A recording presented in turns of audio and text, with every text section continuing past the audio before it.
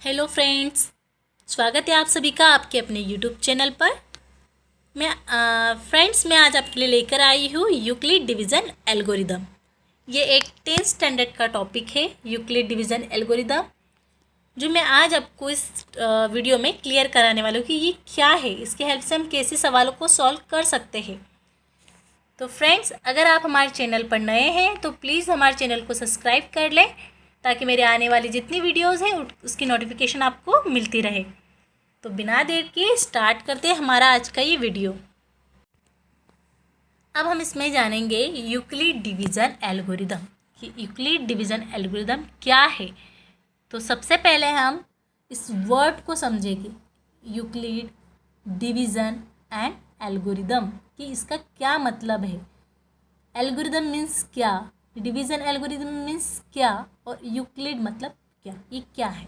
तो सबसे पहला हमारा है एल्गोरिदम। एल्गोरिदम मीन्स होता है N algorithm is a procedure of formula for solving a problem based on a conducting a sequence of specified action.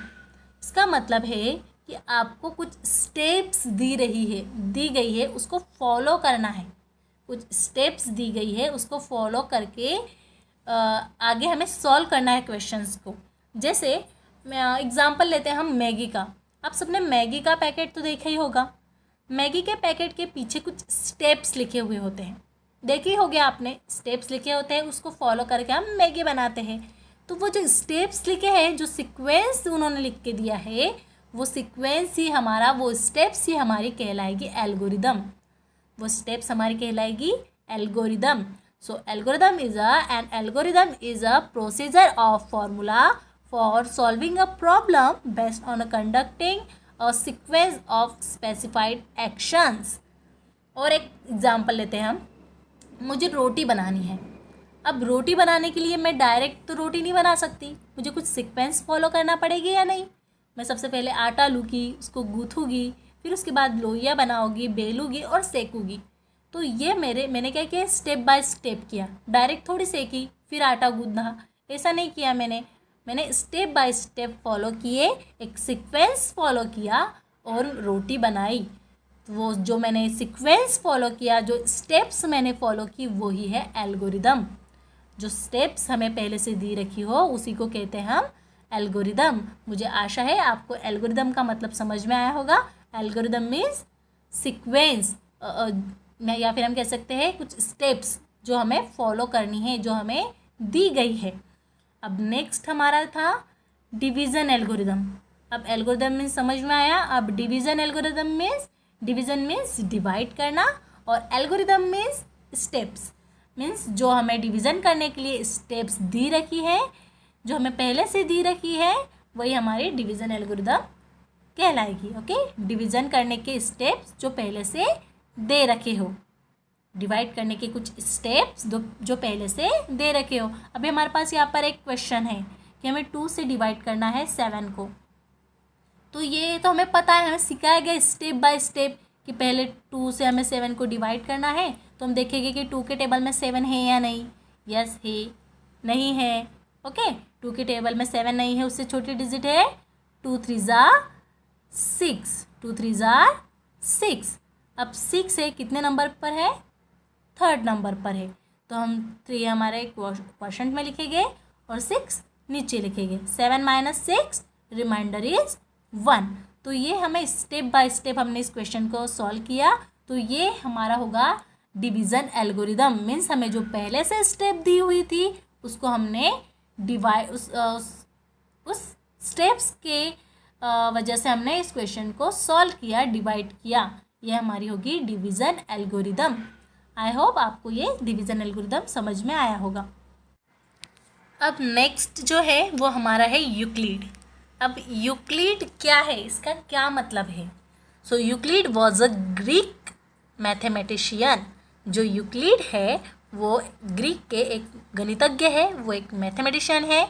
Often referred to as the founder of geometry, of the father of geometry. उनको founder of geometry भी कहा जाता है और father of geometry भी कहा जाता है, यानी ज्यामिति के पिता या फिर फाउंडर, संस्थापक भी उनको कहा जाता है। He was active in Alexandria during the rain of Ptolemy. अब इसका क्या मतलब है कि जो यूक्लिड है वो टोलेमी की जो शासक था, टोलेमी एक शासक था, उसके शासन काल में अलेक्जेंड्रिया में मौजूद थे। अलेक्जेंड्रिया ये युगपत का एक शहर है, एक सिटी है।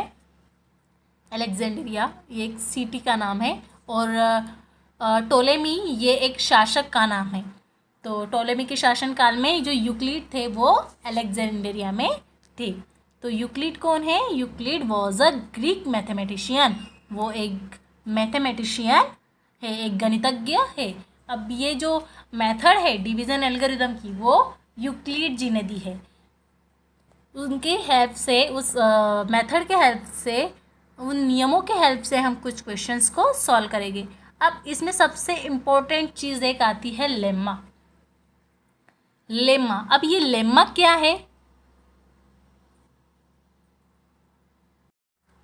लेम्मा का मतलब है कि एक पहले से साबित स्टेटमेंट जिसकी हेल्प से हम दूसरी स्टेटमेंट को साबित कर सकते हैं।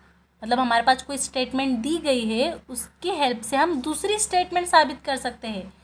जैसे कि मैं आपको एक एग्जांपल देती हूँ सन का।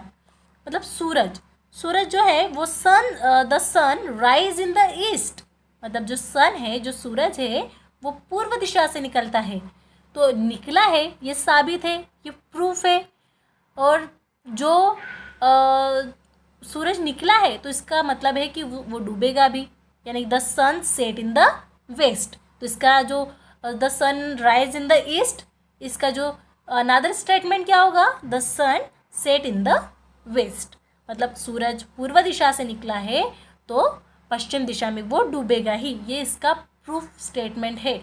ये हम प्रूफ कर सकते हैं कि जो पहले से प्रूफ है उसकी हेल्प से हमने दूसरे स्टेटमेंट को भी प्रूफ कर दिया।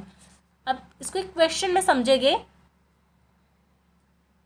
कि जैसे हमारे पास है 5 से हमें डिवाइड करना है 39 को। अब 5 से 39 को डिवाइड नहीं कर सकते, तो 5 के टेबल में कौन सी डिजिट है जो 39 से छोटी है? 35। अब हम इसको 7 टाइम डिवाइड किया और रिमाइंडर बचा 4। ये हमने स्टेप बाय स्टेप एक सीक्वेंस को फॉलो करते हुए सॉल्व किया। बट हम इसकी और अदर स्टेटमेंट भी कर सकते हैं, एक अदर तरीके से भी हम इसको सॉल्व कर सकते हैं। देख सकते हैं कि ये स्टेटमेंट सही है या नहीं, हमने जो सॉल्व किया है वो सही है या नहीं। उसके लिए हम करेंगे A = B multiply by Q plus R, यानी कि जो हमारा डिविज़र है उसका मल्टीप्लाई करेंगे हम क्वेश्चन के साथ, और जो हमारा रिमाइंडर है उसको हम करेंगे उसमें प्लस, यानी एडिशन उसमें हम करेंगे, जिससे हमें पता चल जाएगा कि हमने जो सॉल्व किया है वो सही है या नहीं।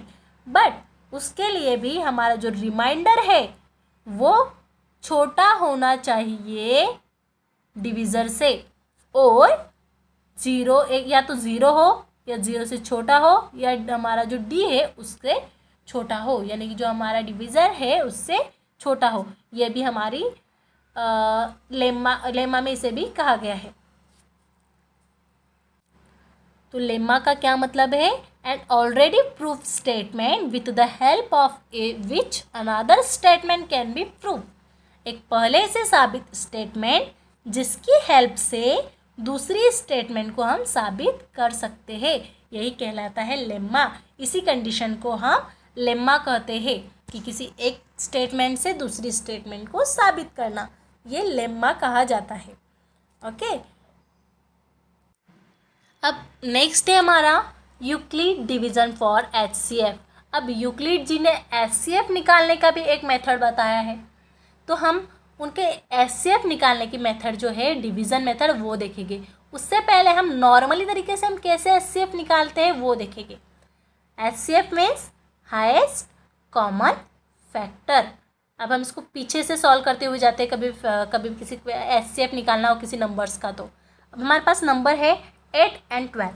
नंबर क्या है हमारे पास? 8 और 12। अब सबसे पहले हम 8 और 12 के फैक्टर निकालेंगे। आप सभी को फैक्टर निकालते आती होंगे, आप 10th स्टैंडर्ड में हो तो फैक्टर निकालना ईजी है आपके लिए। अगर नहीं आते तो आप मेरा एक वीडियो मैं पहले ही अपलोड कर चुकी हूँ, वो आप देख सकते हैं कि हम HCF कैसे निकाल सकते हैं। तो सबसे हम फैक्टर निकालेंगे। फैक्टर 8 के फैक्टर हो गए 1 2 4 8, ये 8 के फैक्टर है। और 12 के फैक्टर हो गए 1 2 3 4 6, ये हो गए 12 के फैक्टर। अब हमने फैक्टर निकाल लिया, कट। अब next is common.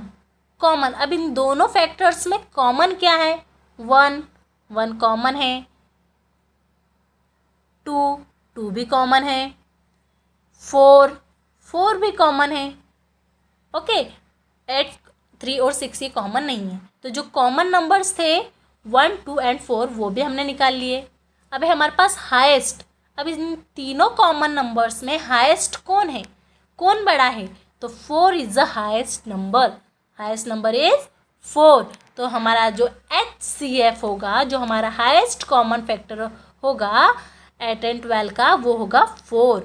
So HCF of 8 and 12 will be 4।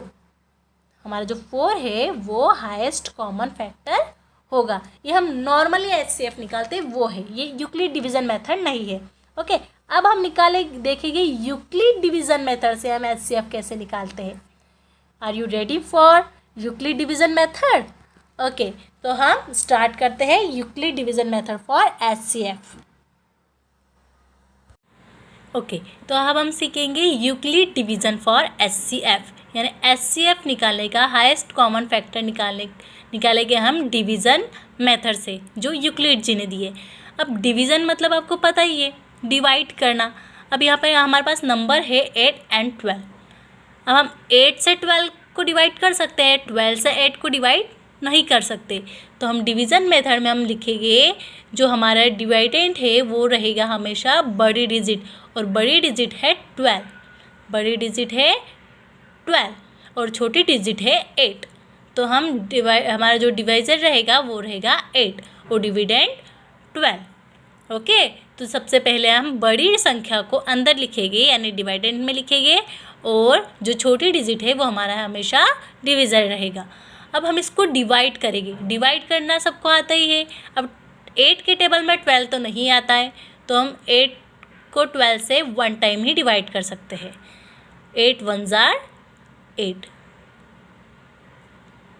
12 minus 8, after 8 count number till 12, 8 9 10 11 12, 4 is remaining, remainder is 4। अब ये 8 4 को तो ये 8 12 को पूरी तरह से डिवाइड नहीं कर पाया, हमें रिमाइंडर 0 चाहिए। अब ये 8 इसको डिवाइड नहीं कर सका, अब तू इसे डिवाइड नहीं कर सकता, अब हम तुझे डिवाइड करेंगे। ये मेथड है, अगर तू मुझे डिवाइड नहीं कर सका तो मेरा जो बचा हुआ है वो तुझे डिवाइड करेगा, यानी जो हम जिस डिजिट से हम डिवाइड करेंगे वो अब उस नंबर को अब हम डिवाइड करेंगे जो रिमाइंडर से। ओके, 4 से हम डिवाइड करेंगे, 4 2 ज़ा 8, अब 0 हो गया। अब 0 हो गया तो हमारा जो लास्ट डिजिट थी जिससे हमने डिवाइड किया वो हमारे रहेगी हाईएस्ट कॉमन फैक्टर, वो रहेगी हमारी हाईएस्ट कॉमन फैक्टर। ओके, अब हम और एक नंबर लेते हैं जिससे आपको आसानी से समझ में आ जाएगा। 10 एंड 25। अब फिर से वही HCF Euclid division for HCF, हम HCF निकालने के लिए यूक्लिड डिवीज़न मेथड यूज़ करेंगे। तो सबसे पहले हमारे जो बड़ी डिजिट है वो हमारा होगा डिवाइडेंट, और जो छोटी डिजिट है वो हमारा होगा डिवाइज़र। ओके, अब हम 10 से डिवाइड करना है 25 को, तो 25 तो 10 के टेबल में नहीं आता है, 10 2 ज़ा 20 आता है। ओके, अब रिमाइंडर हमारे पास बचेगा 5, ओनली 5। अब 0 तो नहीं हुआ पूरा, अभी कट नहीं पाया। अब इस 10 ने 25 को पूरी तरह से डिवाइड नहीं किया, अब ये 5 10 को डिवाइड करेगा। तूने मुझे डिवाइड नहीं कर पाया तो अब मैं तुझे डिवाइड करूँगा। 10 हमारा अब डिवाइडेंट बन गया। अब 5 के टेबल में 10 तो आता है, 5 2 ज़ा 10। तो हमारा लास्ट जो नंबर रहेगा जिससे हमने डिवाइड किया, लास्ट जो डिविज़र रहेगा वो हमारा रहेगा highest common factor, highest common factor. ये बहुत ही इजी मेथड है, इस तरह से हम बहुत सारे क्वेश्चंस को सॉल्व कर सकते हैं आसानी से। अब हम एक बड़ा क्वेश्चन लेते हैं और उसको सॉल्व करने की कोशिश करते हैं। नेक्स्ट है हमारे पास थर्ड क्वेश्चन 135 एंड 225। अब सेम, अब हम इसका HCF निकालना है, तो उसके लिए हमें सबसे पहले क्या करना होगा, 225 को हम डिवाइडेंट में लिखना होगा और जो छोटी डिजिट है 135 वो बाहर रहेगी, 135 बाहर रहेगी। ओके, अब इसको डिवाइड करने के लिए 135 के टेबल में 225 आता है या नहीं ये चेक करेंगे। तो उसके लिए सबसे पहले हमारे पास टेबल चाहिए। 135 का टेबल हम देखेंगे, 135 के टेबल में 225 आता है या नहीं। मल्टीप्लाई बाय 2, 2 5 ज़ा 10, कैरी 1, 2 3 ज़ा 6, 6 1 7 एंड 2 1 ज़ा 2, नो 270। बट हमें छोटी डिजिट चाहिए तो हम इसको 1 टाइम ही डिवाइड कर पाएंगे। 135, 5 minus 5 0, 2 minus 3 not possible, 12 minus 3 9 and 2 minus 2 0, 90 is remaining। ये तो इसको कट नहीं कर पाया, अब तू इसे कट नहीं कर पाया, अब हम तुझे डिवाइड करेंगे। अब 135 को हम डिवाइड करेंगे 90 से। 90 के टेबल में तो 135 है या नहीं वो चेक करेंगे हम पहले। 90 के का टेबल बनाओ, 90 मल्टीप्लाई बाय 2 करो, 9 2 ज़ा 18 यानी 180 हुआ। नहीं, ये तो छोटा है, तो हम वन टाइम ही इसको डिवाइड कर पाएंगे। 90 कितना बचा, 5, 9 10 11 12 13, 4 बचा। अब फिर से डिवाइड नहीं कर पाया, अब ये 90 इसको डिवाइड नहीं कर पाया, तो हम इस 90 को डिवाइड करेंगे 45 से। अब इस 90 की बारी है डिवाइड होने की, तो 45 के टेबल में 90 आता है, यस 2 टाइम, 45 2 ज़ा 90। अब 0 0 हुआ, हमें तब तक डिवाइड करते जाना है जब तक कि हमारा लास्ट में 0 ना बच जाए। तो हमारा जो लास्ट नंबर था जिससे हमने डिवाइड किया वो है 45, वो है 45। मतलब हमारा जो हाईएस्ट कॉमन फैक्टर है वो होगा 45। This is our answer, this is our HCF। मुझे आशा है कि आप लोगों को ये HCF निकालने की जो मेथड है, यूक्लिड डिवीज़न मेथड, वो आपको समझ में आ गई होगी। इस तरह मैं आपको एक क्वेश्चन देती हूँ जिसे आपको सॉल्व करना है और कमेंट बॉक्स में आपको आंसर बताना है। 867 एंड 225, इन दोनों का आपको HCF निकालना है। आप इस क्वेश्चंस का स्क्रीनशॉट भी ले सकते हैं या लिख लीजिए और इसका आंसर, इसका HCF निकाल के मुझे कमेंट बॉक्स में कमेंट ज़रूर कीजिए। Thank you.